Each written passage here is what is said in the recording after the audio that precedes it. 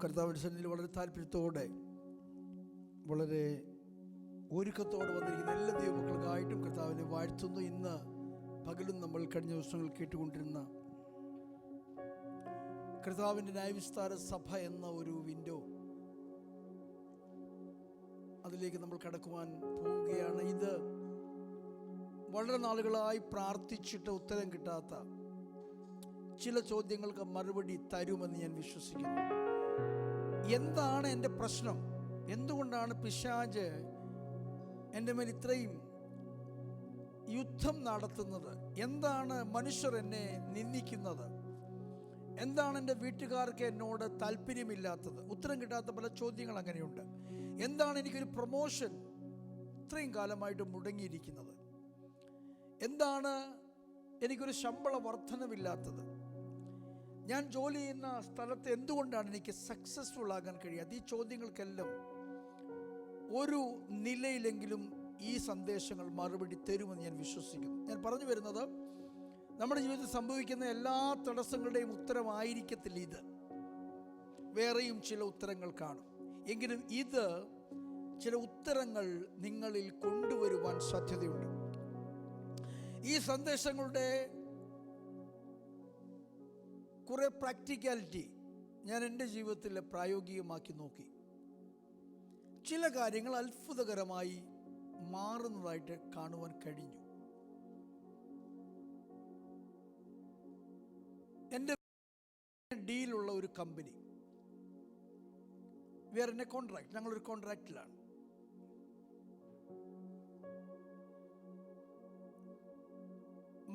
Monthly ഒരു 54 pound എല്ലാ മാസവും ഞാൻ കൊടുക്കുന്ന ഒരു കോൺട്രാക്റ്റുള്ള കമ്പനി. ആ കോൺട്രാക്റ്റ് ക്യാൻസൽ ചെയ്യാൻ നോക്കിയിട്ട് നടക്കുന്നില്ല. പിന്നെ മനസ്സിലായത് കമ്പനി പറഞ്ഞത് മുഴുവൻ തെറ്റായിരുന്നു. ഗൂഗിളിൽ റിവ്യൂ നോക്കിയപ്പോൾ ഒരു നല്ല റിവ്യൂ കമ്പനിയെ കുറിച്ചില്ല. ദൈവസ്ഥലത്ത് വെച്ച് പ്രാർത്ഥിച്ചു. കഴിഞ്ഞ ദിവസം ഇങ്ങോട്ട് സെൽഫ് ഇനീഷ്യേറ്റീവ് എടുത്തൊരു റെപ്രസെൻറ്റേറ്റീവ് വന്ന് കാര്യങ്ങൾ സോർട്ട് ഔട്ട് ചെയ്തു. Things are happening. ഇന്നലെ എനിക്കൊരു ടെക്സ്റ്റ് മെസ്സേജ് കിട്ടി. നമുക്കറിയാം, ഈ അൾട്രാ ലോ എമിഷൻ സോണൊക്കെ വന്നതിന് ശേഷം ഡീസൽ വണ്ടിക്ക് വലിയ വാല്യൂ ഒന്നും ഇല്ല. സെക്കൻഡ് ഹാൻഡ് വണ്ടിക്ക് വലിയ വാല്യൂ കുറഞ്ഞു എന്നാണ് നമ്മൾ പൊതുവെ കേൾക്കുന്നത്, അല്ലേ? ഇന്നലെ എനിക്കൊന്ന് ടെക്സ്റ്റ് മെസ്സേജ് നിങ്ങൾക്ക് വായിക്കാം, എൻ്റെ ഫോണിൽ കിടപ്പുണ്ട്. കഴിഞ്ഞ 3-4 മാസമായിട്ട് സെക്കൻഡ് ഹാൻഡ് വണ്ടിക്ക് ഭയങ്കര വാല്യൂ കൂടി. നിൻ്റെ വണ്ടിക്ക് നല്ല വാല്യൂ ഇപ്പോഴുണ്ട്. വിൽക്കുന്നു, എക്സ്ചേഞ്ച് ചെയ്യുന്നു. Praise God. ചില കാര്യങ്ങൾ അലൈൻമെന്റിലേക്ക് വന്നു എന്ന് എനിക്കൊരു ഫീലിംഗ് വരികയാണ്. നമ്മൾ സ്ട്രഗിൾ ചെയ്തിരുന്ന ഏരിയയിൽ എന്ത് ചെയ്യണമെന്നറിയാതെ ഒരു അഭിഷിക്തൻ എന്ന നിലയിൽ, ഒരു ബിലീവർ എന്ന നിലയിൽ നമ്മൾ ചെയ്യാൻ ഒക്കുന്ന വിശ്വാസത്തെ പ്രഖ്യാപിക്കുക, പ്രാർത്ഥിക്കുക, ദൈവവചനം വായിക്കുക, പുതിയതെന്തെങ്കിലും കർത്താവ് സംസാരിക്കുന്നെങ്കിൽ അതും കൂടെ ആഡ് ചെയ്ത് അനുസരണത്തോട് കൂട്ടുക. ഇതേ ചെയ്യാനൊക്കത്തുള്ളൂ. അങ്ങനെ ഇരുന്ന ഇടത്തിൽ നിന്നാണ് ഈ ദൂത് വാസ്തവത്തിൽ വെളിപ്പെട്ട് വന്നത്. അവിടെ ഞാൻ ആത്മാർത്ഥമായി പറയുന്നു, 10 വർഷമായി പരാജയപ്പെട്ട ഏറിയാണെങ്കിലും, കഴിഞ്ഞ 50 വർഷമായി ജയമില്ലാത്ത ഏറിയാണെങ്കിലും ഒന്ന് ട്രൈ ചെയ്ത് നോക്കൂ. What is the problem? എന്നാൽ എൻ്റെ ജീവിതത്തിൽ അങ്ങനെ ഒരു പ്രശ്നമേ ഇല്ല. I M okay. എനിക്ക് അങ്ങനെ ഒരു പ്രോബ്ലം ഇല്ല പാസ്റ്ററെ. നിനക്കല്ല ഈ ദൂത്. You can just switch off your years and enjoy the time. അങ്ങനെയുള്ള ആൾക്ക് വേണ്ടി അല്ല ഇത്. എന്നാൽ എനിക്കൊരു സ്ട്രഗിൾ ഉണ്ട്. ഇന്ന ഏറിയയിൽ എനിക്കൊരു സ്ട്രഗിൾ ഉണ്ട്. എനിക്ക് അവിടെ ഒരു മാറ്റം വേണമെന്ന് ആഗ്രഹിക്കുന്നവർക്ക് വേണ്ടിയാണ് ഈ ദൂത്. ഈ ദൂത് ആമേൻ പറഞ്ഞാൽ ലഭ്യമാകുന്നതല്ല. ഇതിനു വേണ്ടി പ്രാർത്ഥിക്കുവാൻ വ്യക്തിപരമായി സമയം വേർതിരിച്ചെങ്കിൽ മാത്രമേ കഴിയൂ. You have to be serious enough to go into the prayer closet and you have to pray. ഏത് പ്രാർത്ഥനയാണ്? ഏറ്റവും കുറഞ്ഞതും 3-4 പ്രാർത്ഥനയെങ്കിലും ഞാൻ നിങ്ങളെ പഠിപ്പിച്ചിട്ടുണ്ട്. ഒന്ന്, പിതാവിനോടൊരു കുഞ്ഞു വന്ന് പ്രാർത്ഥിക്കുന്ന പ്രാർത്ഥന. നമ്മുടെ സങ്കടങ്ങൾ, ദുഃഖങ്ങൾ, സന്തോഷങ്ങൾ, സന്താപങ്ങൾ, എനിക്ക് ഇന്നത് വേണം, ഇന്നത് വേണ്ട, ഇന്നത് നീ തന്നു, അതിനായി നന്ദി, അതെല്ലാം പറയുന്നത് ദൈവമാകുന്ന പിതൃ സാന്നിധ്യത്തിലാണ്. അങ്ങനെയുള്ള പ്രാർത്ഥനകൾ നിങ്ങൾക്കുണ്ടെന്ന് എൻ്റെ വിശ്വാസം. എന്നാൽ മറ്റു ചില പ്രാർത്ഥനകളുണ്ട്. ലൂക്കോസ് 11:2 ഭാഗത്ത് കർത്താവ് പഠിപ്പിക്കുന്നു, 1 ഭാഗത്ത് സ്വർഗസ്ഥനായ ഞങ്ങളുടെ പിതാവേ എന്ന് പ്രാർത്ഥിപ്പാൻ പഠിപ്പിക്കുന്നു.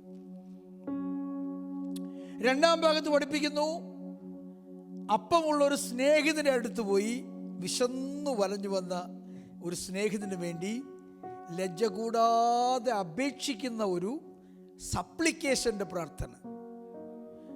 അവിടെ പിതാവിനോടല്ല പ്രാർത്ഥിക്കുന്നത്, സ്നേഹിതനോടാണ് പ്രാർത്ഥിക്കുന്നത്. സ്തോത്രം.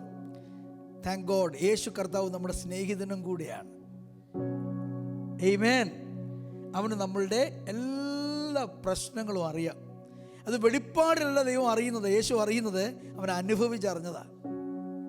അതുകൊണ്ട് അവൻ നമ്മുടെ കഷ്ടതകളിൽ, ബലഹീനതകളിൽ സഹതാപം കാണിപ്പാൻ കഴിയാത്തവനല്ല. സ്തോത്രം, സ്തോത്രം, സ്തോത്രം, സ്തോത്രം, സ്തോത്രം. മരണത്തോടുള്ള ബന്ധത്തിൽ ദുഃഖത്തിലായിരിക്കുന്ന നമ്മുടെ സഹോദരങ്ങൾക്ക് വേണ്ടി നമുക്ക് അപേക്ഷിക്കാം. കർത്താവേ, അവർക്ക് പ്രത്യാശ നൽകണമേ, അവർക്ക് ആശ്വാസത്തെ നൽകണമേ, ദുഃഖത്തെ കവിയുന്ന ഒരു സമാധാനത്തെ അവർ നിറയ്ക്കണമേ. കാരണം സമാധാനം അവൻ്റെ പക്കലുണ്ട്, അവൻ്റെ പക്കൽ അപ്പമുണ്ട്, ആശ്വാസമുണ്ട്, അവൻ്റെ പക്കൽ ദൈവകൃപയുടെ എല്ലാ നല്ല തലങ്ങളുമുണ്ട്. ആമേൻ. ഇതും കൂടെ കൂട്ടിക്കുഴയ്ക്കരുത് കേട്ടോ. നിങ്ങൾക്കൊരു പക്ഷേ ഒരു പായിലിരിക്കുമ്പോൾ ഇതെല്ലാം കൂടെ പ്രാർത്ഥിക്കേണ്ടി വന്നാൽ പോലും കൂട്ടിക്കുഴയ്ക്കരുത്. ഒന്ന് പ്രാർത്ഥിക്കുമ്പോൾ ആ മെൻറ്റാലിറ്റിയിലേക്ക് വരിക. മറ്റൊരു പ്രാർത്ഥന എനിക്ക് തോന്നുന്നു ഞാൻ വെളിപ്പെടുത്തിയിട്ടുണ്ട്. ദൈവത്തോട് ആലോചന പറയുന്നൊരു പ്രാർത്ഥന. മോശ പറഞ്ഞു, കർത്താവേ, നീ ഇവരെ നശിപ്പിക്കുമെന്ന് പറഞ്ഞു. നീ ഇവരെ നശിപ്പിച്ചാൽ നിനക്കില്ല നാണക്കേട്. നീ അവരെ മിസ്രൈമിൽ നിന്ന് കൊണ്ടുവന്നതല്ലേ? മിസ്രൈമിൽ ഇപ്പോഴും നോക്കിയിരിക്കുക അവർ മടങ്ങി ചെല്ലാൻ വേണ്ടി. മിസ്രൈമിൽ നീ ഇവരെ മരുഭൂമിയിൽ വെച്ച് കൊന്നുകളഞ്ഞെന്ന് കേട്ടാൽ, നീ അവരെ കനാനിലെത്തിക്കും മുമ്പ് കൊന്നുകളഞ്ഞെന്ന് കേട്ടാൽ നിനക്ക് കഴിവില്ലെന്നല്ലേ അവർ പറയത്തുള്ളൂ. അത് അങ്ങയുടെ നാമത്തിന് നിന്നയല്ലേ? അങ്ങനെ ഒരിക്കലും സംഭവിക്കരുത്. ദൈവത്തോട് ആലോചന പറയുക. അങ്ങനത്തെ ഒരു പ്രേയറുണ്ട്, ദൈവത്തിൻ്റെ ആലോചന സഭ എന്ന് പറയും. അതിനു മുമ്പ് സംഭവിച്ചിട്ടുണ്ട്. അബ്രഹാം ചെന്ന് പറഞ്ഞില്ലേ, ദുഷ്ടന്മാരോടുകൂടി നീ നീതിമാന്മാരെ സംഹരിക്കൂ, നീ സകല ഭൂമിക്കും ന്യായകർത്താവല്ലയോ? നീ അങ്ങനെ ഒരിക്കലും ചെയ്തിട്ടില്ലല്ലോ. അത് ആലോചനയാണ്. ദൈവത്തിന് ആലോചന വേണ്ടിയിട്ടല്ല, ദൈവത്തിന് എപ്പോഴും ഒരു പാർട്ട്ണർഷിപ്പ് ഇഷ്ടം. ആവശ്യമല്ല, ഇഷ്ടമാണ്. നിങ്ങൾ പിടിയോ എന്ന് പറഞ്ഞാൽ നമ്മളെ അവൻ പ്രൊമോട്ട് ചെയ്തേക്കുക. അവൻ്റെ കണ്ണി നോക്കി, കർത്താവ് ഇങ്ങനെയാണല്ലോ ഉൽപ്പത്തി പറയുന്നത്, ഇങ്ങനെയാണല്ലോ വെളിപ്പാടി പറയുന്നത്, ഇങ്ങനെയാണല്ലോ മത്തായിൽ പറയുന്നത്, അത് തന്നെയല്ലേ നീ ചെയ്യാൻ പോകുന്നത് എന്ന് പറയാൻ ഒരു പ്രിവിലേജ് നമുക്ക് ലഭിച്ചിരിക്കുക. ദൈവത്തിൻ്റെ ആലോചന സഭ. പക്ഷെ ദൈവത്തിൻ്റെ ആലോചന സഭ എന്ന ഒരു സഭ മാത്രമല്ല, 1000 സഭകളുണ്ട്, 1000 സഭകളുണ്ട്. ആമേൻ. ദൈവത്തിനൊരു ന്യായവിസ്താര സഭയുണ്ട്. അവിടെയാണ് കാര്യങ്ങൾ ക്രമീകരിക്കപ്പെടുന്നത്. സ്തോത്രം. In a day to day basis, ദിനേനയുള്ള ദൈവത്തിൻ്റെ കാര്യപരിപാടിയിൽ ന്യായവിസ്താര സഭയുണ്ട്. അപ്പോൾ തന്നെ ഒരു അന്തിമ ന്യായവിസ്താര സഭയുമുണ്ട്. Praise God, praise God. എൻ്റെ പ്രതിയോഗിയുടെ കയ്യിൽ നിന്ന് എനിക്ക് പ്രതിക്രിയ നടത്തി എന്നെ രക്ഷിക്കണമേ എന്ന് അപേക്ഷിച്ചത് അന്തിമ ന്യായവിധിയിലല്ല. That's a day-to-day affair. Amen. വിധവയായ എന്നെ, അബലയായ എന്നെ, ബലഹീനപാത്രമായ എന്നെ, ഭർത്താവില്ലാത്ത എന്നെ, നല്ല ചുറുചുറുക്കുള്ള ആൺകുട്ടികളില്ലാത്ത എന്നെ, ദുഷ്ടനാകുന്ന ഈ പ്രതിയോഗി നോവിക്കുന്നു, നിന്ദിക്കുന്നു, പരിഹസിക്കുന്നു, എൻ്റെ ന്യായം എടുത്തു കളയുന്നു, എൻ്റെ നീതിയെ മറിച്ചു കളയുന്നു, എന്നോട് കരുണ കാട്ടുന്നില്ല. അതിനാൽ എന്നെ പ്രതിക്രിയ നടത്തി, അവഞ്ചുമീ, എന്നെ പ്രതിക്രിയ നടത്തി രക്ഷിക്കണമേ. ഇത് ന്യായവിസ്താര സഭ ഒടുക്കത്തേതല്ല, ഇത് ഡേ ടു ഡേ ബേസിസിലുള്ള ന്യായവിസ്താര സഭയാണ്. Praise the Lord, praise the Lord, praise the Lord. നമ്മൾ സെക്കറിയാവിൻ്റെ പുസ്തകത്തിൽ നിന്നാണല്ലോ ഇങ്ങോട്ട് കയറിയത്. സെക്കറിയാവിൻ്റെ പുസ്തകം 4-ാമത്തെ അധ്യായത്തിൻ്റെ അവസാന വാക്യം പറയുന്നു, അവർ മലയാളത്തിലെ യഹോവയുടെ സന്നിധിയിൽ നിൽക്കുന്ന 2 അഭിഷിക്തന്മാർ അത്രേ. ഒലിവുമരത്തെ കുറിച്ചാണ് പറഞ്ഞത്. ദൈവസന്നിധിയിൽ പ്രാർത്ഥിക്കുന്ന നീ,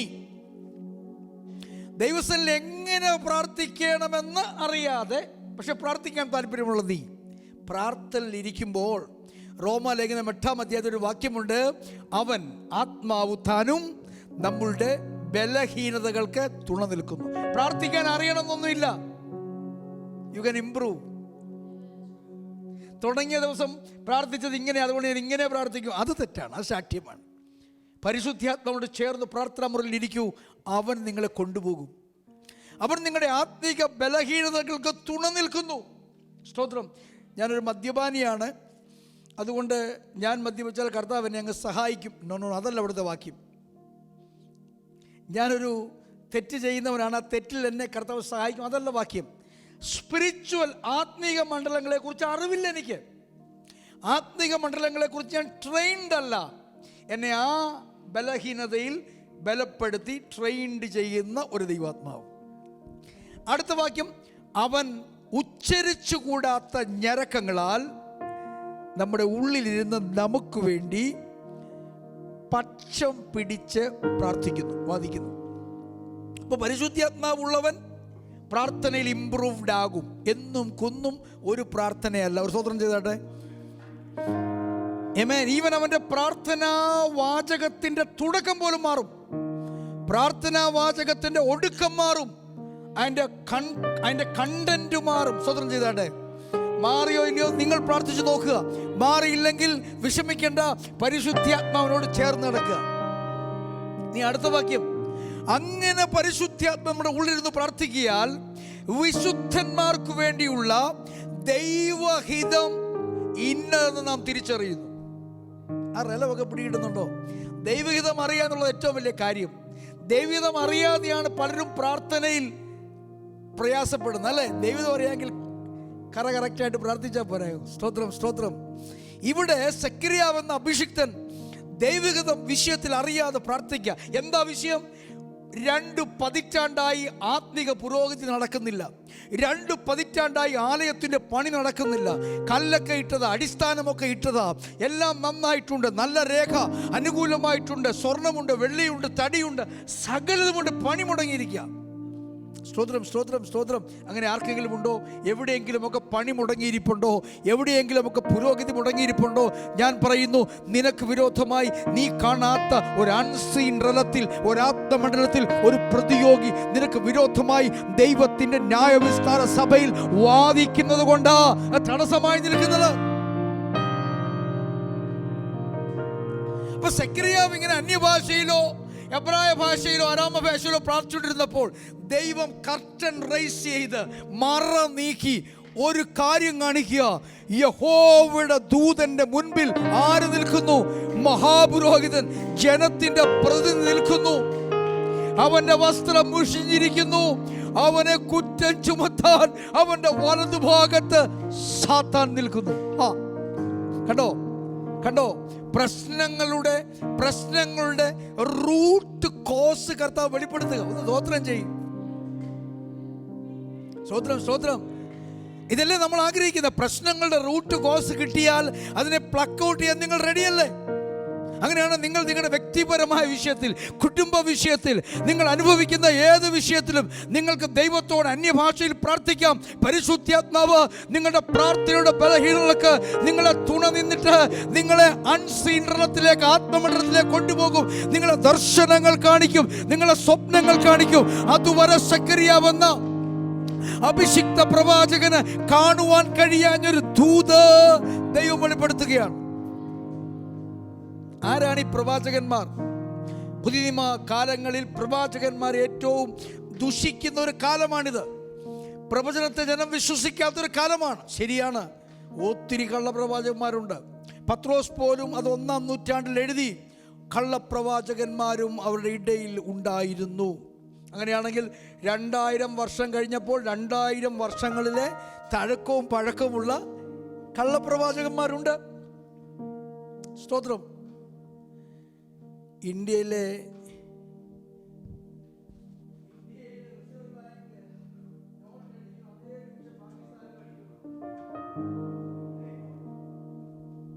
അത് കിൻഡൽ കണക്കിന്, അത് വലിയ ട്രക്ക് കണക്കിന് ഷിപ്പ് കണക്കിനാ ഇന്ത്യയിൽ വന്ന് ചാടുന്നത്.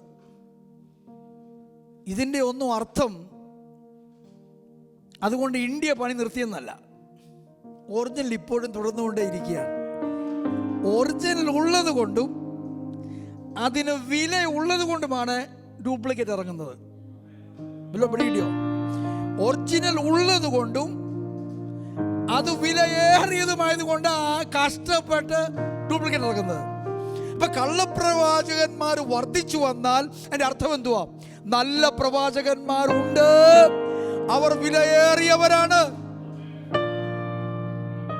സ്തോത്രം, സ്തോത്രം, സ്തോത്രം, സ്തോത്രം, സ്തോത്രം, സ്തോത്രം, സ്തോത്രം. എനിക്ക് തോന്നുന്നു ഇംഗ്ലീഷ് സർവീസിൽ പറഞ്ഞു എന്താണ് പ്രവചനം. എല്ലാ പ്രവചനത്തെ കുറിച്ചും അല്ല പറയുന്നത്.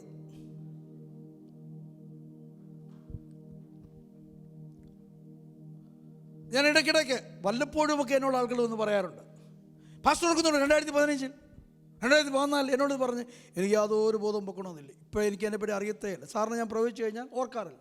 അല്ല അതുപോലെ എന്തെങ്കിലും ഇൻസിഡൻറ്റ് ഉണ്ട് അവിടെ ഓർക്കത്തൊക്കെ ഉണ്ട്. എത്രയോ പേരോട് സംസാരിക്കുന്നു. അന്യഭാഷ പറഞ്ഞൊന്നും പ്രവചിക്കുന്ന ആളല്ല ഞാൻ. അങ്ങനൊന്നും എനിക്കൊരു താല്പര്യവും ഇല്ല. പ്രവചിക്കാൻ വരുന്നു, പ്രവചിക്കുന്നു. ഇത് പ്രവചനമാണെന്ന് പോലും പലരും പറയാറുമില്ല. ആമേൻ. എത്രയോ പ്രാവശ്യം നിങ്ങളോട് പ്രാർത്ഥിച്ചപ്പോൾ ഞാൻ പ്രവചിച്ചിട്ടുണ്ട്. എനിക്ക് ബോധ്യം വന്നിട്ടുണ്ട്. അത് നിങ്ങൾക്ക് ബോധ്യം വന്നോന്ന് എനിക്കറിയത്തില്ല. അത് ഇതിൻ്റെ ഒന്നും ആവശ്യമില്ല. പ്രവചനമാണെങ്കിൽ സംഭവിക്കും. എന്നാൽ ശ്രദ്ധിക്കൂ, നല്ല ഒറിജിനൽ പ്രവചനം എന്താണെന്ന് ഞാൻ പറയാം. ദൈവത്തിൻ്റെ സ്വർഗത്തിൽ, ദൈവം ഇരുന്ന് അരുളുന്ന സ്വർഗത്തിൽ ദൈവം ഭയങ്കര പർപ്പസ്ഫുള്ളാണ്. അവിടെ ദൈവം ചിന്തിക്കുന്ന കാര്യങ്ങൾ ചിന്തിക്കുക മാത്രമല്ല, അത് അദ്ദേഹം പറയുകയും കൂടെ ചെയ്യും.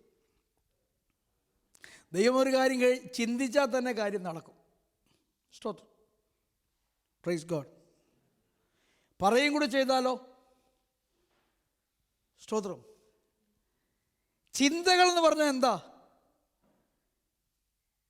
വാക്കുകൾ പറയപ്പെടാതിരിക്കുന്ന രൂപത്തിനാണ് ചിന്ത എന്ന് പറയുന്നത്. ഇത്ര അങ്ങോട്ട് പിടിയിട്ടില്ല. ഞാൻ ഇതിനത് ചിന്തിച്ചുകൊണ്ടിരിക്കുകയാണ്. നിങ്ങൾക്ക് എങ്ങനെ അറിയാം? ഞാൻ പറയാതെ അറിയാൻ കഴിയുമോ? എന്നാൽ ഞാൻ പറയുമ്പോൾ നിങ്ങൾക്കറിയാം, ഓ ഈ പുള്ളി ഈ ലെവലിലാണ് ചിന്തിക്കുന്നത് അല്ലേ. അപ്പോൾ വാക്കുകൾ എന്താ? ചിന്തകളുടെ ആവിർഭാവമാണ്. അപ്പോൾ ചിന്തകൾ എന്താ? പറയപ്പെടാത്ത വാക്കുകളാണ്. ഒരു പിടിയും കിട്ടുന്നില്ല. തിരിച്ചു മറിച്ച് കിട്ടുന്നേ ഉള്ളൂ. സ്തോത്രം. ആദ്യം പാൻറ് ഇട്ടു, പിന്നെ ഷർട്ട് ഇട്ടു. പക്ഷേ രണ്ടാം പ്രാവശ്യം ആദ്യം ഷർട്ട് ഇട്ടു, പിന്നെ പാൻറ് ഇട്ടു. ഇത് വ്യത്യാസമേ ഉള്ളൂ. ഗ്ലോറി അല്ലേ? അപ്പോൾ ദൈവം ചിന്തിച്ചാൽ തന്നെ ഹെവിയാണ്. പക്ഷെ ദൈവം അവിടെ നിർത്തുകയല്ല. ചിന്തിക്കുന്ന കർത്താവ് എന്ത് ചെയ്യുന്നു? Let there be light. ആദ്യം അദ്ദേഹം ചിന്തിച്ചു, പിന്നെ അദ്ദേഹം പറഞ്ഞു. പക്ഷെ പറഞ്ഞാൽ തന്നെ അധികമാണ്. കാരണം പറയുന്ന ഒരു വാക്കും അന്തരീക്ഷത്തിൽ നിന്ന് മായുന്നില്ലെന്ന് സയൻസ് കണ്ടുപിടിച്ചു. അപ്പോൾ പിന്നെ ദൈവം പറഞ്ഞാൽ മായൂ? സ്തോത്രം. ദൈവം പറഞ്ഞാൽ മായത്തില്ല. ദൈവം ഒരു വാക്ക് പറഞ്ഞാൽ അത് ചെയ്യേണ്ടത് ചെയ്തിട്ട് തിരിച്ച് ദൈവത്തെങ്കിലെത്തും. അവിടെ സ്ഥിരമായിരിക്കും. പിന്നെയും അതിനെപ്പോൾ പുറപ്പെടണം അത് പുറപ്പെടും, ചെയ്യേണ്ടത് ചെയ്യും, തിരിച്ചു വരും. മായത്തൊന്നുമില്ല. എന്നാൽ ദൈവം ഈ പറഞ്ഞ വാക്കുകളെ, ചിന്തിച്ചതിനെ പറഞ്ഞിട്ട് അതിനെ എഴുതിയും കൂടെ വെച്ചിട്ടുണ്ട്. നിങ്ങൾക്കൊരു കാര്യം പറയാം. നമുക്ക് ഹൗസ് ഓഫ് കോമൺസും ഹൗസ് ഓഫ് ലോർഡ്സും എന്ന് 2 സഭകളുണ്ട്. ഈ സഭകളിൽ ഇവിടെ റെക്കോർഡ്സ് ഉണ്ട്. ഇവിടുത്തെ റെക്കോർഡ്സ് നോക്കിയാൽ അവിടെ അന്ന് എന്തൊക്കെ നടന്നോ, എന്തൊക്കെ പറഞ്ഞോ, മിനിറ്റ്സ് അല്ല, fully video audio in writing റെക്കോർഡഡാണ്. അത് ഇന്നലത്തെ കാര്യമൊന്നുമല്ല. വീഡിയോ റെക്കോർഡിംഗ് വരുന്നതിന് മുമ്പ്, ഓഡിയോ റെക്കോർഡിംഗ് വരുന്നതിന് മുമ്പ് റൈറ്റിംഗ് ഉണ്ടായിരുന്നു. ഹൗസ് ഓഫ് കോമൺസ് ചെന്നാൽ എന്ന് വരെ ഉള്ളതാണെന്ന് മനസ്സിലാവും. ചില രാജ്യത്ത് 1700 മുതലുണ്ട്, ചില രാജ്യത്ത് 1500 മുതലുണ്ട്. ഈ സാധാരണ രാജ്യങ്ങളുടെ എല്ലാം റാണിയാണ് യുണൈറ്റഡ് കിങ്ഡം. ഇവിടെ എന്ന് മുതലാന്ന് എനിക്കറിയത്തില്ല. അതുകൊണ്ട് നിങ്ങൾ ആ ഇൻഫർമേഷൻ ഗൂഗിൾ അടിച്ചു നോക്കൂ. ഇതാണ് ഒരു രാജ്യത്തിൻ്റെ ഗതിയെങ്കിൽ സ്വർഗത്തിലെ ഗവൺമെൻറ്റിൽ ഇത് നടക്കത്തില്ലേ? പൂർവകാല നിത്യത മുതൽ വരുംകാല നിത്യത വരെയുള്ളത് മുഴുവൻ റെക്കോർഡഡാണ്. ശ്രദ്ധിച്ച് കേൾക്കൂ. എന്താണ് പ്രവചനം? നിങ്ങൾ പ്രവചിക്കുമെങ്കിൽ നിങ്ങൾ പ്രവചിക്കുന്നവരാണെങ്കിൽ ഇനി ഒന്ന് നിന്നേച്ച പ്രവചിക്കുക. എന്താണ് പ്രവചനം? സ്വർഗത്തിലെ ദൈവത്തിൻ്റെ സഭകളിൽ പുസ്തകങ്ങളുണ്ട്. നമുക്കറിയാം ജീവൻ്റെ പുസ്തകം എന്നൊരു പുസ്തകമുണ്ട്, എല്ലാവർക്കും അറിയാമല്ലോ അതല്ലേ? ജീവൻ്റെ പുസ്തകത്തിൽ പേര് കാണാത്ത ഏവനെയും അത് നമുക്കറിയാം. മലാക്കിയിൽ പറയുന്നു ഓർമ്മയുടെ സ്മരണ പുസ്തകമുണ്ട്, ബുക്ക് ഓഫ് റിമംബറൻസ്. യഹോവ ഭക്തന്മാർ തമ്മിൽ സംസാരിക്കുന്നത് മർമറിങ് ആണെങ്കിലും മർമറിങ് ഇൻ ദ സെൻസ് അവർ ഏറ്റവും പതുക്കെ പറയുന്നതാണെങ്കിലും കർത്താവ് അവിടെ റെക്കോർഡ് ചെയ്ത് വെക്കും. Praise God. അങ്ങനെയാണെങ്കിൽ നിങ്ങളുടെ ദുഃഖവും സന്തോഷവും എല്ലാം റെക്കോർഡ് ചെയ്തിട്ടുണ്ട്. ഇപ്പോൾ ബുക്ക് ഓഫ് റിമംബറൻസ് ഉണ്ട്. ദൈവത്തിൻ്റെ ന്യായവിസ്താര സഭയിൽ ന്യായം കൽപ്പിക്കേണ്ടതിന് ഒരു ന്യായപുസ്തകമുണ്ട്. Praise God. Indian penal code, constitution, bylaws, articles എഴുതിയിരിക്കുന്ന ഒരു പുസ്തകം. ആ പുസ്തകത്തിൻ്റെ ഒരംശമാണിത്. ഏത് പുസ്തകത്തിൻ്റെ? ന്യായവിസ്താര പുസ്തകത്തിൻ്റെ. ഇനിയുമുണ്ട് പുസ്തകം. ഇനിയുമുള്ള പുസ്തകത്തിൽ ഒന്നാണ് ദൈവം ഓരോ ആത്മാവിനെ ഭൂമിയിലേക്ക് അയക്കുന്നത് ഒരു പർപ്പസിന് വേണ്ടിയാണ്. ഭൂമിയിലെ സാധാരണ മനുഷ്യരുണ്ടാക്കിയത് എന്തെങ്കിലും പർപ്പസ്ലെസ് ആണോ? മൈക്രോഫോൺ, അതിൻ്റെ സ്റ്റാൻഡ്, അതിലേക്ക് പോകുന്ന വയർ, കീബോർഡ്, പോഡിയം, എന്തെങ്കിലും പർപ്പസ്ലെസ് ആണോ? നമുക്ക് വേണേൽ മിസ്യൂസ് ചെയ്യാം, അബ്യൂസ് ചെയ്യാം, നമുക്ക് എന്നെ യൂസ് ചെയ്യാതിരിക്കാം. That's another thing. പക്ഷെ നിർമ്മിച്ചവൻ നമ്മളിതിനെ വില കൊടുത്ത് വാങ്ങി എന്തുകൊണ്ടാണ്? അത് പർപ്പസ്ഫുൾ ആയതുകൊണ്ടാണ്. പർപ്പസ് ഇല്ലാത്ത എന്തെങ്കിലും നമ്മൾ വില കൊടുത്ത് വാങ്ങാറുണ്ടോ? സ്വതന്ത്രം. പർപ്പസ് ഇല്ലാത്തത് നമ്മൾക്ക് വിലയില്ലെങ്കിൽ പോലും വാങ്ങിക്കാറില്ല, അല്ലേ? സ്തോത്രം. അപ്പോൾ വിലയുള്ളത് പർപ്പസ്ഫുള്ളാണ്, പർപ്പസ്ഫുള്ളതിന് വിലയുണ്ട്. ഇതാണ് ലോകത്തിൻ്റെ ഗതിയെങ്കിൽ കർത്താവ് പർപ്പസ്ലെസ്സായി എന്തെങ്കിലും നിർമ്മിക്കുമോ? കർത്താവിൻ്റെ പ്രൊഡക്റ്റിലെ ഏറ്റവും ഉയർന്ന പ്രൊഡക്റ്റാണ് നീ. ഒന്ന് രണ്ട് സ്വതന്ത്രമൊക്കെ കേൾക്കുന്നുള്ളൂ. എന്നാൽ പിന്നെ തിരിച്ചു പറയാം. കർത്താവിൻ്റെ പ്രൊഡക്റ്റിൽ ഏറ്റവും ഉയർന്ന പ്രൊഡക്റ്റാണ് ഞാൻ. അതിനെക്കുറിച്ച് അമ്മയും പറ. സ്തോത്രം. അപ്പോൾ കർത്താവ് പർപ്പസ്ലെസ്സാ. ഞാൻ ഉരുവാകുന്ന ദിനം മുതൽ, എൻ്റെ അമ്മയുടെ വയറ്റിലെ ദിനങ്ങൾ മുതൽ, ഞാൻ എന്നിവിടുന്ന് പറന്നു പോകുമ്പോൾ അന്ന് വരെയുള്ള ഓരോ ദിനങ്ങളുടെയും പർപ്പസ് ദൈവം ചിന്തിക്കുക മാത്രമല്ല, പറയുക മാത്രമല്ല, അത് എഴുതിയും കൂടി വെച്ചിരിക്കുകയാണ്. ഇനി എന്താണ് പ്രവചനം? എന്താണ് നിങ്ങൾ കേട്ട പ്രവചനം? നിങ്ങൾ ഭൗതിക തലത്തിലായിരിക്കും പ്രവചനം കേട്ടത്, കുഴപ്പമില്ല. നിങ്ങളുടെ സൗഖ്യ വിഷയമായിരിക്കും കേട്ടത്, കുഴപ്പമില്ല. നിങ്ങളുടെ ആത്മവിഷയമായിരിക്കും കേട്ടത്, എന്തുമാകട്ടെ. എന്താണ് പ്രവചനം? നിങ്ങളുടെ പർപ്പസിൻ്റെ അകത്ത്, ആ ബുക്കിൻ്റെ അകത്ത്, ആ അധ്യായത്തിൻ്റെ അകത്ത്, ആ പാരഗ്രാഫിൻ്റെ അകത്ത് നിന്ന് ആ പ്രവാചകന് അപ്പോൾ ദൈവം വെളിപ്പെടുത്തിയ ഒരു ലൈനാണ് അദ്ദേഹം പ്രവചിച്ചത്. ഇംഗ്ലണ്ടിൽ വരുമെന്ന് പ്രവചനം കേട്ടതിന് ശേഷം വന്ന ആരെങ്കിലും ഉണ്ടോ? ഒന്ന് കൈ ഉയർത്തിയാട്ടെ. ഞാനുണ്ടാവുകൊണ്ട് ഞാൻ എൻ്റെ കൈ ഉയർത്താൻ പോവാം. വേറെ ആരെങ്കിലും ഉണ്ടെങ്കിൽ, പ്രവചനം കേട്ടിട്ടാണ് ഞാൻ വന്നത്. വേറെ ആരും ഇല്ലേ? ഒന്ന് രണ്ട് കയ്യാൻ കാണുന്നു. അത് മതി. എന്തെങ്കിലും ഒരു സാധനം കിട്ടിയല്ലോ. മഞ്ഞ് വീഴുന്നില്ല ഇവിടെ അല്ലേ? ഇടയ്ക്കിടയ്ക്ക് വീഴും 10 വർഷം കൂടി ഇരിക്കുമ്പോൾ. പ്രവചനം കേട്ടിട്ട് സൗഖ്യമായ ആരെങ്കിലും ഉണ്ടോ? നീ സൗഖ്യമാകുമെന്ന ഒരു പ്രവചനം കേട്ട് സൗഖ്യമായ ആരെങ്കിലും ഉണ്ടോ? പോട്ടെ, കൈ ഉയർത്തിയിട്ടുണ്ട്. പ്രവചനം കേട്ടിട്ട് എന്തെങ്കിലും നടന്നിട്ടുള്ള ആരെങ്കിലും ഉണ്ടോ? ഒന്ന് കൈ ഉയർത്തിക്കേ. അതെന്തുകൊണ്ടാണ് നടന്നേ? അത് ദൈവം already തീരുമാനിച്ചാലുണ്ടോ? God has purposed it already in your life. അതുകൊണ്ടാണ് സംഭവിക്കും മുമ്പ് അത് പ്രവചിച്ചിരിക്കുന്നത്.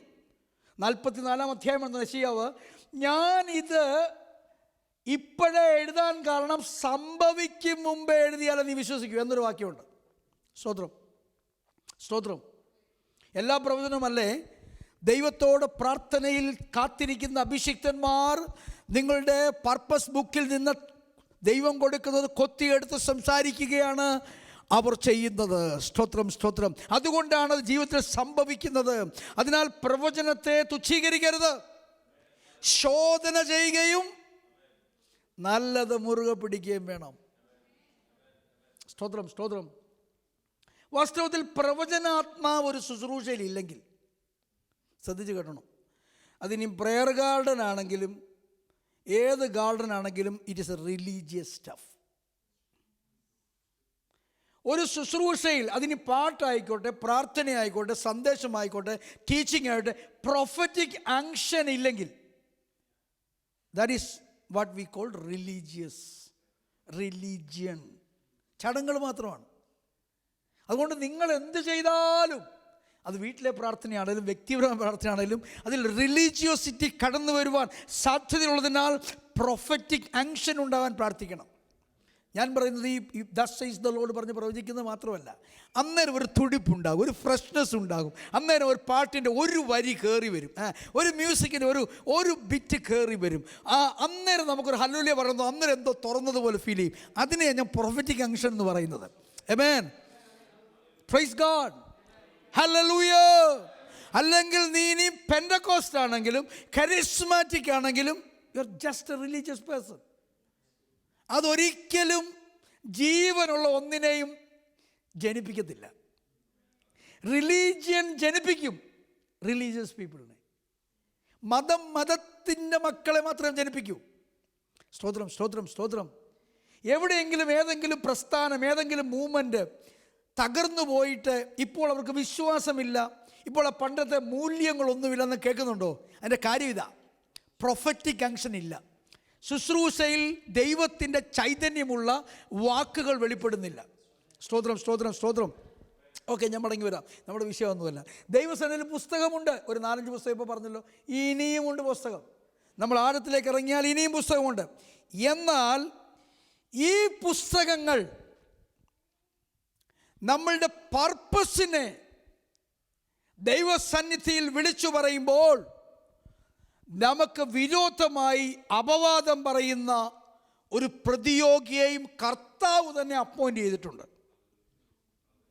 അമേൻ, അമേൻ. ഞാൻ പറഞ്ഞു ലൂക്കോസ് 11 നിന്ന്, ലൂക്കോസ് 18 നിന്ന് പ്രതിയോഗിയുള്ള സ്ത്രീയുടെ വിഷയത്തിലെ പ്രതിയോഗി എന്ന വാക്കിൻ്റെ ഗ്രീക്ക് ആൻറ്റിഡിക്കോസ് എന്ന വാക്ക് വെറും ഒരു അപരാധിയോ അപവാദിയോ അല്ല, വെറും ഒരു ആരോപണം പറയുന്നവനല്ല. അവൻ ലീഗൽ എൻറ്റിറ്റിയാണ്. ഒരു കോർട്ട് റൂമിൽ നിന്ന് പ്രതിക്ക് വിരോധമായി, വാദിക്ക് അനുകൂലമായി പ്രതിയെ ആരോപിക്കുന്ന ഒരു വക്കീലുണ്ടല്ലോ, ആ വക്കീലാണ് ആൻറ്റിഡിക്കോസ്. അതൊരു ന്യായ വിസ്താര സഭയിൽ മുഴങ്ങി കേൾക്കുന്ന വാക്കാണ്. ആ വാക്കാണ് ലൂക്കോസ് 18 ഉപയോഗിച്ചിരിക്കുന്നത്. വേറെയും ഉപയോഗിച്ചിട്ടുണ്ട്. മത്തായി 5:28 വരാമോ?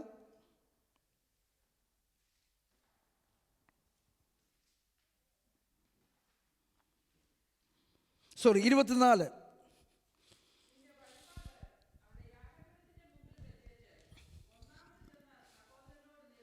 അപ്പൊ സഹോദരനോട് പിണക്കമുള്ളവൻ അല്ല, സഹോദരന് നിന്നോട് പിണക്കമുള്ളവൻ, അവൻ സ്തോത്രം കൂട്ടുകയല്ല വേണ്ടത്, അവൻ കൈയടിച്ച് കൈ പൊട്ടിക്കുകയല്ല വേണ്ടത്. ശ്രദ്ധിച്ച് കേൾക്കണേ, തടസ്സങ്ങളായി പറഞ്ഞു വരുന്നത്. അവൻ മുട്ടുകുത്തി നിന്ന് നെടുമ്പാട് വീണ് കിടന്ന് ആരാധിക്കുകയല്ല വേണ്ടത്. അവൻ ആദ്യം സഹോദരനോട് പോയി നിരന്നു കൊണ്ടിട്ട് പറയുന്ന ഒരു ചെറിയ സ്തോത്രം വലിയ വിടുതലിനെ കൊണ്ടുവരും. അങ്ങനെ ഉണ്ടെങ്കിൽ മാറ്റിക്കൊണ്ട് 2022 അവസാനത്തെ മാസങ്ങളിൽ നീ വിടുതൽ പ്രാപിക്കേണ്ടത് 1-ാം മാസത്തിൻ്റെ 2-ാം ഞായറാഴ്ച തന്നെ വിടുതൽ പ്രാപിക്കണം. അത് കർത്താവ് പറഞ്ഞ കാര്യമാണ്, യേശു തിരുവായി മൊഴിഞ്ഞ് പറഞ്ഞ കാര്യമാണ്. പക്ഷെ അവിടെ കൊണ്ട് യേശു നിർത്തുന്നില്ല. നിരന്നു കൊള്ളുക, പിന്നെ വന്ന് നിന്റെ വഴിപാട് കഴിക്കാം, നിന്റെ സ്തോത്രം പിന്നെ മതി, നിന്റെ ആരാധന പിന്നെ മതി. ഇത് ദൈവമക്കളോട് പറഞ്ഞതാ. കാരണം അത് നിനക്ക് വിരോധമായി ന്യായവിസ്താര സഭയിൽ നിൽക്കുകയാണ്. കർത്താവ് അടുത്ത വാക്യത്തിൽ അല്പം കൂടെ ആഴത്തിലേക്ക് ഇറങ്ങും. അടുത്ത വാക്യം, നിന്റെ പ്രതിയോഗിയോടുകൂടെ വഴിയിൽ ഉള്ളപ്പോൾ തന്നെ വേഗത്തിൽ അവനോട് ഇണങ്ങിക്കൊള്ളുക. നിന്റെ പ്രതിയോഗിയും നീയും തമ്മിൽ, അവിടെ ഉപയോഗിച്ചിരിക്കുന്ന വാക്ക് ആൻറ്റിഡിക്കോസ് എന്ന. ആൻറ്റിഡിക്കോസ്, നിനക്ക് വിരോധമായി ആരോപണം ഉയർത്തുവാൻ കോടതി നിയമിച്ചിരിക്കുന്ന ആള്. സ്തോത്രം. ആളും നീയും തമ്മിൽ എന്തിനു പോവാ? ന്യായവിസ്താരത്തിന് പോവാ. നിന്നെ ഞാൻ കാണിച്ച കട മനസ്സിലായോ? സത്യം പറ, പിശാചുമായുള്ള ബന്ധത്തിൽ ഇനി എന്തെങ്കിലും ഒരു ശാസനം ശാസിക്കാനുണ്ടോ? സകല ശാസനം നമ്മൾ ശാസിച്ചില്ലേ? അന്യഭാഷ പറഞ്ഞിട്ട് ശാസിച്ചു, ശാസിച്ചിട്ട് അന്യഭാഷ പറഞ്ഞു, അന്യഭാഷ ഇടയ്ക്ക് ശാസിച്ചിട്ട് പിന്നെ അന്യഭാഷ പറഞ്ഞു, ശബ്ദം ഉയർത്തി ശാസിച്ചു, കൈ ചൂണ്ടി ശാസിച്ചു, വേദപുസ്തകം കൊണ്ടുപോയി ശാസിച്ചു, തലവണ കീഴെ വേദപുസ്തകം വെച്ചിട്ട് ശാസിച്ചിട്ട് കിടന്നുറങ്ങി, അല്ലേ? എന്നിട്ട് കാര്യങ്ങൾക്ക് മാറ്റം വന്നില്ല. അവിടെ പ്രതിയോഗിയോടെ ഗുസ്തിയുദ്ധം ചെയ്യാനല്ല പറയുന്നത്, മല്ലയുദ്ധം ചെയ്യാനല്ല പറയുന്നത്. പിന്നെ എന്ത് ചെയ്യണം? അവനുമായി കാര്യം തീർപ്പാക്കുക. അവിടെ ഉപയോഗിച്ചിരിക്കുന്ന പദം ആൻറ്റിഡിക്കോസ് എന്ന് പറഞ്ഞാൽ ന്യായവിസ്താര സഭയിൽ നിനക്ക് വിരോധമായി അവനൊരു വാക്കു പറയുവാൻ ഇടവരാത്ത നിലയിൽ പറയുക. കാരണം, ശ്രദ്ധിക്കൂ, കാരണം നിനക്ക് വിരോധമായി അവൻ്റെ സമയത്ത് അവൻ ഒരാരോപണമെങ്കിലും ഉയർത്തിയാൽ, ശ്രദ്ധിച്ച് കേൾക്കൂ, ഇവിടെയാണ് നമ്മൾ ബന്ധിക്കപ്പെട്ടത്. അത് ശരിയാകട്ടെ തെറ്റാകട്ടെ, നമ്മളത് തീർപ്പ് കൽപ്പിക്കാതെ പിന്നെ അടുത്ത ലെവലിലേക്ക് പോകാൻ ഒക്കത്തില്ല. ആരോപണ വിധേയൻ്റെ ഉത്തരവാദിത്തമാണ് ആരോപിക്കപ്പെട്ടതിനെ പ്രൂവ് ചെയ്യുക. നിങ്ങൾ ആരെങ്കിലും ഇതൊക്കെ ശ്രദ്ധിക്കുന്നുണ്ടോ? അപ്പോൾ ഒരു ചോദ്യം, ഈ വയ്യാവേലി കർത്താവിനങ്ങ് മാറ്റിയാൽ കൂടായിരുന്നോ? നോ, കർത്താവ് ഈ സിസ്റ്റം വെച്ചിരിക്കുകയാണ്. സകല കോടതിയിലും ഈ സിസ്റ്റമുണ്ട്. കോടതിയിൽ ചെന്ന് ഏറ്റവും നിഷ്കളങ്കനായ മനുഷ്യൻ ആരോപിക്കേണ്ട വിഷയത്തിൽ ഒരു പ്രൂവും കൊടുക്കാതെ മൗനമായി നിന്നാൽ ന്യായവിസ്താരത്തിൻ്റെ അവസാന സമയത്ത് വിധി പുള്ളിക്ക് വിരോധമായിട്ടേ വരത്തുള്ളൂ. ശരിയാണോ അല്ലയോ? ഇവിടെ നമ്മൾ കൂർമ്മബുദ്ധിയുള്ളവരായി ദൈവത്തോട് ചേർന്ന് നിൽക്കുവാൻ ആ സക്കറിയാവിന് ഈ ദൂത് വെളിപ്പെടുത്തിയത്. അതിനു മുമ്പ് വെളിപ്പെട്ടിട്ടുണ്ട്. യോബിന്റെ പുസ്തകത്തിൽ ഒരു ദിവസം ദൈവത്തിൻ്റെ പുത്രന്മാർ ദൈവസന്നിധിയിൽ നിൽക്കുവാൻ ചെന്നു. അതും ദൈവത്തിൻ്റെ ഒരു കോർട്ട് റൂം തന്നെയാണ്. അടുത്ത വാക്യം, സാത്താനും, സാത്താൻ എന്ന വാക്കിൻ്റെ അർത്ഥം തന്നെ അക്യൂസർ എന്നാണ്, അവരുടെ കൂടെ ചെന്നു. നിങ്ങളെന്താ വിശ്വസിക്കുന്നത്? സാത്താന് ലണ്ടനിൽ നിന്ന് അല്ല, കേംബ്രിഡ്ജിൽ നിന്ന് അങ്ങ് ബ്രൈറ്റണിലോട്ട് പോകുമായിരുന്നു. എന്നാൽ പിന്നെ ലണ്ടനിലൊന്ന് കയറിയേക്കാന്ന് വിചാരിച്ച് കയറിയാണ്. അങ്ങനെ കയറിയാണോ? അങ്ങനെ കയറാൻ ഒക്കുമോ? ദൈവത്തിൻ്റെ സന്നിധിയിൽ ദൈവത്തിൻ്റെ പുത്രന്മാർക്ക് പോലും അങ്ങനെ കയറുവാൻ അനുവാദമില്ല. അങ്ങനെ ഇരിക്കുമ്പോഴാണ് സാത്താൻ കയറുന്നത്. Praise God. This is N appointment. ഇതൊരു അപ്പോയിൻമെൻ്റാണ്. അതുകൊണ്ടല്ലേ കർത്താവ് അവനെ മാത്രം ഫോക്കസ് ചെയ്തത്. പക്ഷേ ഇയ്യോബിൻ്റെ പുസ്തകത്തിൽ ഇത് എഴുതിയിട്ടുണ്ടെങ്കിലും ഇയ്യോബിനിത് വെളിപ്പെട്ടിരുന്നില്ല. എന്ന് പറഞ്ഞാൽ ഇയ്യോബിന് ഈ വിഷയം നടക്കുമ്പോൾ അദ്ദേഹത്തിന് ഇതിനെക്കുറിച്ച് യാതൊരു അറിവുമില്ല. സ്തോത്രം. ഇത് നമുക്ക് വെളിപ്പെട്ടതുകൊണ്ട് നമ്മൾ എന്ത് ചെയ്യും? സാത്താനെ ശാസിക്കുകയും സാത്താനെ പിച്ചുകയും നുള്ളുകയും ഒക്കെ ചെയ്യാൻ ശ്രമിക്കും. ഇയ്യോബിനത് അറിയത്തില്ലായിരുന്നു. ഇയ്യോബ് പറഞ്ഞു, യഹോവ തന്നു, യഹോവ എടുത്തു. സാത്താനെ എടുത്തെന്ന് പുള്ളിക്ക് അറിയത്തില്ല. പുള്ളി സാത്താനോട് മഹത്വം കൊടുക്കുന്നുമില്ല. പക്ഷെ കൃപയാൽ, കൃപയുടെ ബഹുത്വത്താൽ ദൈവം ആ പുസ്തകം എഴുതിയപ്പോൾ അതും കൂടെ എഴുതി. ഇത് സ്വർഗത്തിൽ നടന്ന കാര്യമാ, ഭൂമിയിൽ നടന്ന കാര്യമല്ല. ഒന്നല്ല, 2 പ്രാവശ്യം എഴുതി. അവിടെ പിശാച് ദൈവത്തിൻ്റെ കോർട്ട് റൂമിലുണ്ടായിരുന്നു. എന്തിനുണ്ടായിരുന്നു? കുറ്റാരോപണം നടത്താനുണ്ടായിരുന്നു. ഇയ്യോബിന് വിരോധമായ കുറ്റം എന്താ? ഇയ്യോബിന് വിരോധമായ കുറ്റം നമ്മളിൽ ആരെ വേണമെങ്കിലും ചുമത്താം പിശാചിന്. എന്താ കുറ്റം? ഇയ്യോബ് പ്രാർത്ഥിക്കുന്നില്ല, ഇയ്യോബ് ഉപവസിക്കുന്നില്ല, ഇയ്യോബ് വിശുദ്ധനല്ല. ഇതൊന്നുമല്ല കുറ്റം. എന്താ കുറ്റം? ഇയ്യോബ് വിശുദ്ധനായി പ്രാർത്ഥനാവീരനായി നടക്കുന്നതിൻ്റെ പിന്നിലെ കാരണം നീ അവനെ അനുഗ്രഹിച്ചിരിക്കുന്നു. എൻ്റെ പൊന്നെ, ഇത്രയും അനുഗ്രഹം കിട്ടിയിട്ട് നമുക്ക് പ്രാർത്ഥന വരുന്നില്ല. അപ്പോൾ ദൈവം നമ്മളെ അനുഗ്രഹിച്ചു എന്ന പേരിൽ നമ്മൾ അതുകൊണ്ടാണ് പ്രാർത്ഥിക്കുന്നത്. പിശാചിന്റെ കുറ്റം ഒന്നല്ല, 1000 വട്ടം ചുമത്താൻ നമ്മൾ യോഗ്യരാ, അല്ലേ? സ്തോത്രം. ഇപ്പോഴും നമ്മൾ വാതു വെച്ചാൽ വരുന്നത്. കർത്താവ്, ഞാൻ ഞായറാഴ്ച പോവുക, ഈ ആഴ്ച എൻ്റെ മുഴുവൻ കാര്യം നോക്കിയാലേ ഞാൻ അടുത്ത ഞായറാഴ്ച വരത്തുള്ളൂ. അല്ല, കഴിഞ്ഞ ഞായറാഴ്ച നോക്കിയതിൻ്റെ നന്ദിയായിട്ടല്ല വരുന്നത്. സ്തോത്രം, ഗ്ലോറി. ദശാംശം ഇടുമ്പോൾ നമ്മുടെ മനസ്സിലൊരു വാതുവെപ്പുണ്ട്. കർത്താവ്, ഇതേ ഞാൻ കൊടുക്കുക, എൻ്റെ കാര്യം ഇനി ജീവാവസാനം വരെ നീ നോക്കിക്കോണം, നിത്യത വരെ നോക്കിക്കോണം. കഴിഞ്ഞ മുഴുവൻ വർഷവും കൊടുക്കാതിരുന്നതിനെ പറ്റി യാതൊരു ബോധവും ഇല്ല. കഴിഞ്ഞ മുഴുവൻ വർഷവും കിട്ടിയതിൻ്റെതാണ് ഈ കൊടുത്തുകൊണ്ടിരിക്കുന്നതെന്നും ബോധമില്ല. ഗ്ലോറി, സ്തോത്രം, സ്തോത്രം. ഇതെല്ലാം പിശാച് എടുത്ത് ഉപയോഗിക്കാൻ തുടങ്ങിയാൽ എൻ്റെ പൊന്നപ്പനെ, ആമേൻ. അടുത്ത ചോദ്യം, ഞാൻ പല പ്രാവശ്യം അവനെ ആരോപിക്കാൻ ശ്രമിച്ചു, നടക്കാഞ്ഞത് നിൻ്റെ ഒരു വേലിയുള്ളതുകൊണ്ട് നീ ഒന്ന് വേലി പൊളിച്ചേ. ആ ലെവലിലേക്കൊന്നും നമ്മൾ പോകണ്ട. ഇപ്പം നമുക്ക് തിരിച്ചു വരാം.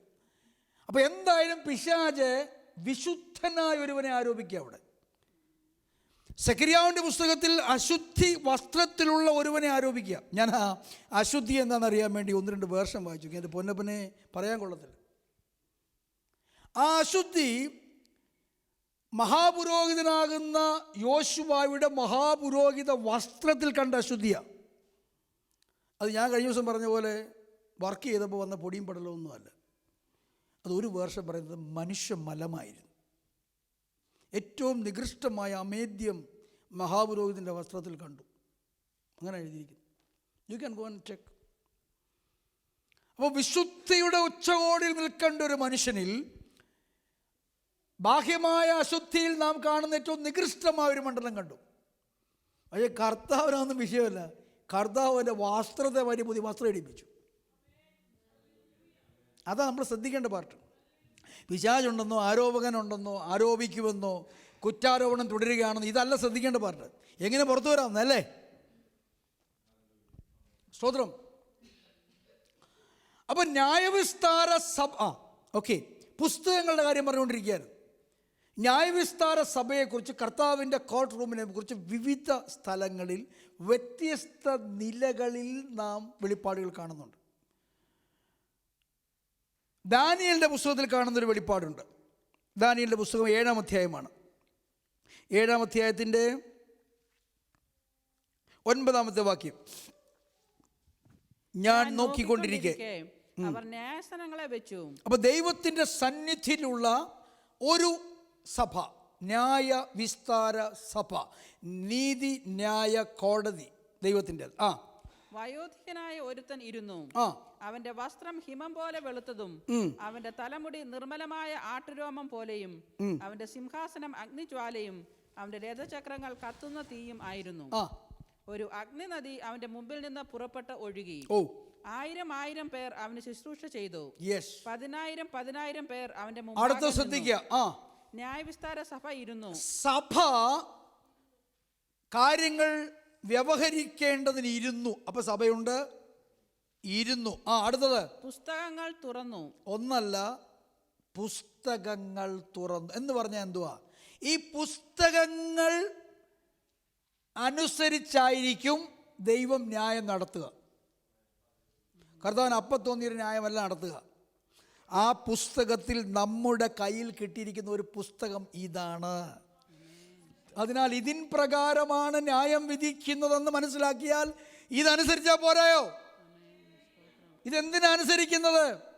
നീ നന്മ അനുഭവിച്ച് മുന്നേറുമ്പോൾ, വിശുദ്ധിയിൽ മുന്നേറുമ്പോൾ, ആത്മമണ്ഡലത്തിൽ മുന്നേറുമ്പോൾ നിന്നെ കുറ്റം ആരോപിച്ച് കുടുക്കിയിടുന്ന ഒരു പൈശാചിക മണ്ഡലമുണ്ട്. അതിൽ നിന്ന് പുറത്തു വരണമെങ്കിൽ നീ വചനപ്രകാരം ജീവിക്കണം. ഒരു സ്തോത്രം. കരങ്ങൾ ഉയർത്തി ഹല്ലേലൂയ പറഞ്ഞാണ്ട്.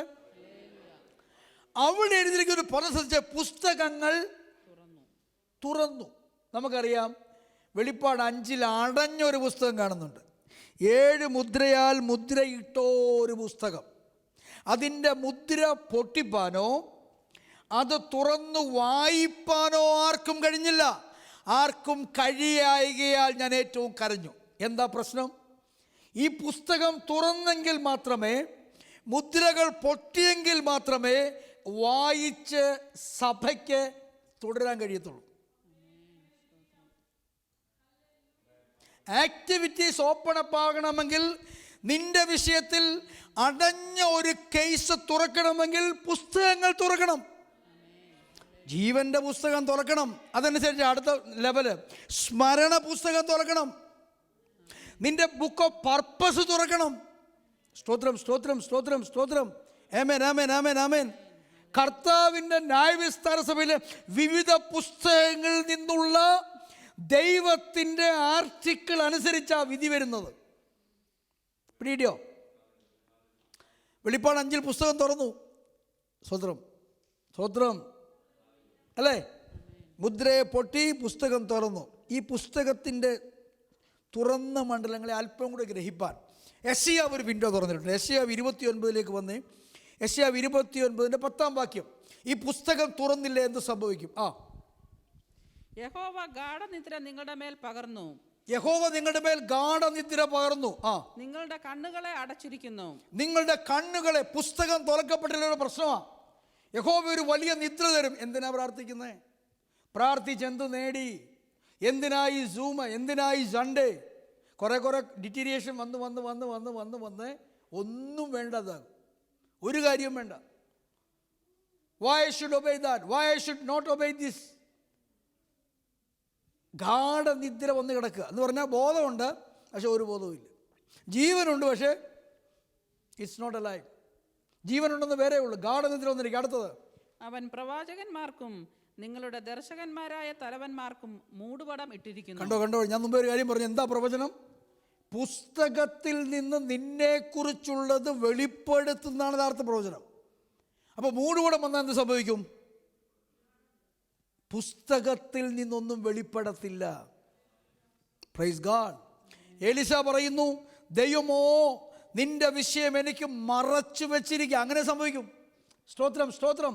പക്ഷേ പ്രവാചകന് മറച്ചാലും വിഷയമുള്ളവൻ രാത്രിയിൽ എഴുന്നേറ്റ് പ്രാർത്ഥിക്കാൻ തുനിഞ്ഞാൽ, സെക്കറിയാവിന് വെളിപ്പെട്ടതുപോലെ, ഇയ്യോബിൻ്റെ പുസ്തകത്തിൽ വെളിപ്പെട്ടതുപോലെ, ദൈവം നിനക്ക് കാര്യങ്ങളുടെ റൂട്ട് കോഴ്സ് വെളിപ്പെടുത്തും.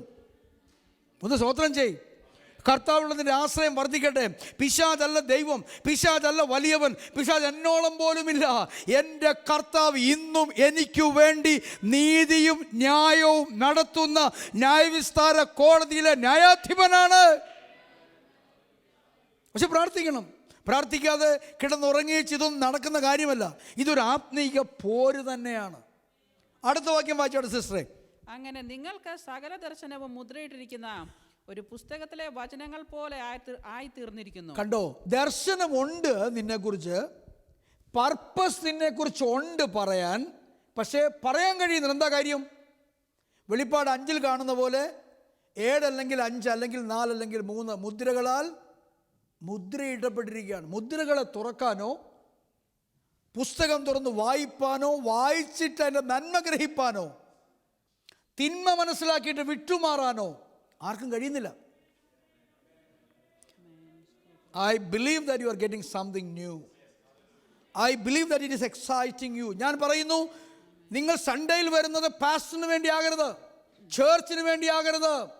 നിങ്ങളൊരു ഓഫർട്രി അർപ്പിക്കുന്നത്, അതിലേക്ക് ഞാൻ വരാം. ഒരു ഡീപ്പായ വിഷയമാണ്. എനിക്ക് ലാസ്റ്റ് സൺഡേയിൽ ഇംഗ്ലീഷ് സർവീസിൽ അല്പം ഞാൻ പറഞ്ഞു. ഓഫർട്രി സ്പീക്സ്. ഞാനൊരു ഏറ്റവും കുറഞ്ഞൊന്ന് നോക്കുക, കുറഞ്ഞൊന്നും പിള്ളേരിടുന്നില്ല. ഈ സാധനം ഏറ്റവും ചെറുതെന്ന് നീ കരുതുന്ന ഇത് സംസാരിക്കും. നിനക്ക് വിരോധമായി പിശാച് നിൽക്കുമ്പോൾ, അപ്പം എൻ്റെ അതേ ഉണ്ടായിരുന്നുള്ളൂ, ഞാനത് അർപ്പിച്ചു. എൻ്റെ മഹാപുരോഹിതനെ, എൻ്റെ കഷ്ടതകളിൽ സഹതാപം കാണിക്കണമേ എന്ന് നീ പറഞ്ഞില്ലേലും ഇത് സംസാരിക്കും. എനിക്ക് വ്യക്തിപരമായ അനുഭവമുണ്ട്. I was challenging myself to connect. ഞാൻ ഇംഗ്ലീഷിലായി പോയോ. ഞാൻ ഒരിക്കൽ പ്രാർത്ഥനയിൽ എന്നെ ചലഞ്ച് ചെയ്ത് എന്തെങ്കിലും ആ വ്യക്തിയെ മരണത്തിൽ നിന്ന് ഉദ്ധരിക്കാൻ ഒരു കണക്ഷൻ എന്താ കർത്താവ് എന്ന് പറഞ്ഞപ്പോൾ, ഒരിക്കൽ എനിക്ക് തന്നൊരു ഓഫറിങ് എനിക്ക് ഓർമ്മ വന്നു. റേഡിയോ ഞാൻ കണക്റ്റായി. ഞാൻ പറഞ്ഞു, കർത്താവേ, ഇനി ഞാൻ ചത്താലും ആ പുള്ളിയുടെ വിഷയം ഞാൻ പ്രാർത്ഥിക്കാതിരിക്കത്തില്ല. Not because the amount was huge, but because God has given me a connection. ഇത് എൻ്റെ കാര്യമാണെങ്കിൽ, നിങ്ങൾക്ക് വേണ്ടി ഇടയ്ക്കിടയ്ക്ക് പ്രാർത്ഥിക്കുന്ന എൻ്റെ കാര്യം ഇതാണെങ്കിൽ, നിൻ്റെ കർത്താവ് ഏറ്റവും ചെറിയ ഓഫറിങ്ങിലും മഹാപുരോഹിതനായവൻ, വിശുദ്ധൻ, പവിത്രൻ, നിർമ്മലൻ, നിർദോഷൻ കണക്ട് ചെയ്യും.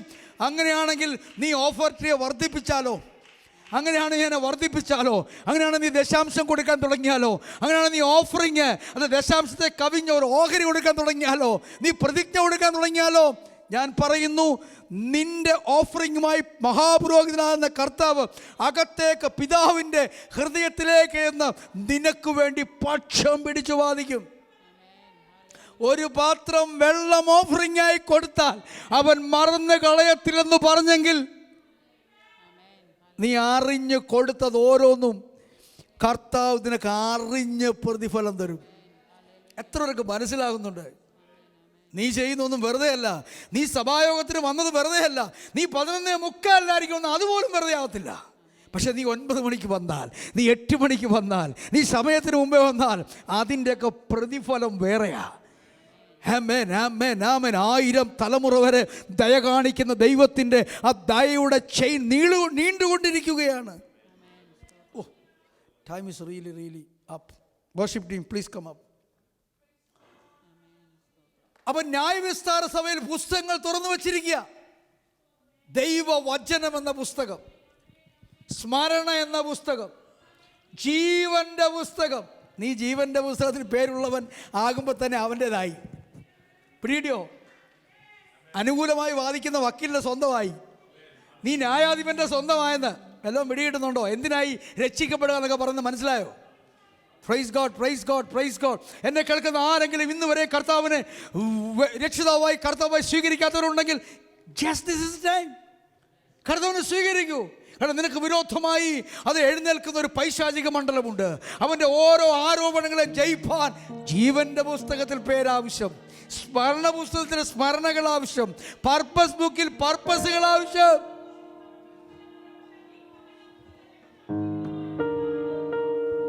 കഴിഞ്ഞ ആഴ്ച ഞാൻ ധൃതിപൂർവ്വം പറയേണ്ടി വന്ന, ഈ ആഴ്ചയിലും പറയാം. കാരണം ഇത് കൺക്ലൂഷൻ ഇല്ലാത്ത മെസ്സേജായി പോരുത്. എങ്ങനെയാണ് ഈ ആരോപണങ്ങളെ ജയിക്കുന്നത്? 1, ആരോപണങ്ങൾ ഉണ്ടെന്ന് വിശ്വസിക്കണം. ഒരു പോരുണ്ടെന്ന് വിശ്വസിക്കണം. എങ്ങനെ അവനെ ക്യാൻസൽ ചെയ്യുന്ന അറിയാമോ? ഇയ്യോബിന്റെ പുസ്തകത്തിലുണ്ട്, പലരും ശ്രദ്ധിക്കാത്തൊരു വാക്യം. ഇയ്യോബിന്റെ പുസ്തകം 42-ാം അധ്യായത്തിൽ അങ്ങനെ ഇയ്യോബ് മാനസാന്തരപ്പെട്ടു. ആരും ആ വാക്യം ശ്രദ്ധിക്കത്തില്ല. 42-ാം അധ്യായത്തിലുണ്ട്, ഇയ്യോബ് അനുതപിച്ച് മാനസാന്തരപ്പെട്ടപ്പോൾ ഇയ്യോബിനുള്ള മുഴുവൻ ആരോപണവും കർത്താവ് മായ്ച്ചു കളഞ്ഞു. ഒറ്റ വഴിയേ ഉള്ളൂ പൈശാചിക കുറ്റ ആരോപണത്തിൽ നിന്ന് മാറുവാൻ: കർത്താവിൻ്റെ വചനപ്രകാരമുള്ള മനസ്സിൻ്റെ അന്തരം. അതിലേക്ക് ഡീപ്പായിട്ട് നോക്കുമ്പോൾ കർത്താവ് സഹായിക്കുമാറാകട്ടെ. Let us stand and let us worship the Lord.